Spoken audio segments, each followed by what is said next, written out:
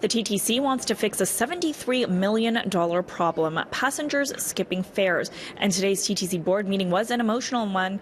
Many members of the public speaking out and saying there are better solutions than targeting transit users. People ride for free because they don't have the money.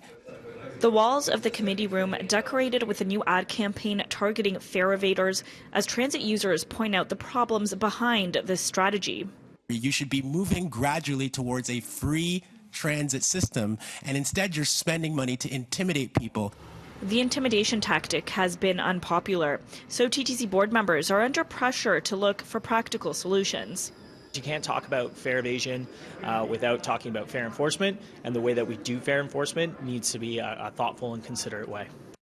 Councillor Brad Bradford putting forward a motion to review the current strategies, with the priority being to keep customers and staff safe. Checking for faster transit. He suggests looking at a warning-based system and a sliding scale for fines. The TTC has been carrying out a fare enforcement policy aggressively.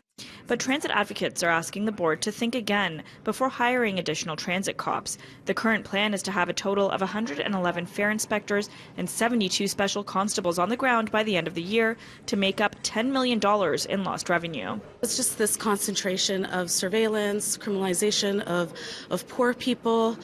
But how about a system where passengers don't have to pay at all? Have we given any consideration and look at models that exist out in other parts of the world where the transit is free?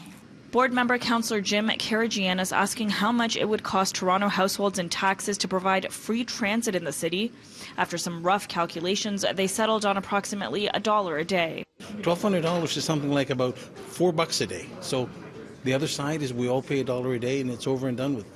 Only children under 12 can currently ride for free, and that in itself is creating a headache for the Commission. The Child Presto card accounting for $12.4 million in lost revenue as transit riders fraudulently use the card that looks identical to the adult card.